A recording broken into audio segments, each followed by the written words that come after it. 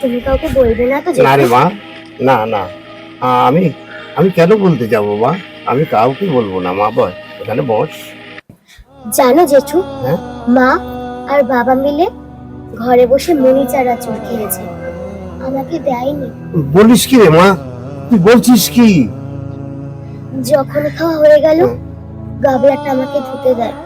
আমি যখনই বললাম মা এটা তো মুড়ি চানাচুর, তারপর তারপর কি হলো? বাবা এসে বলল যা ধুয়ে নিয়ে আয়, ওটা কালকে।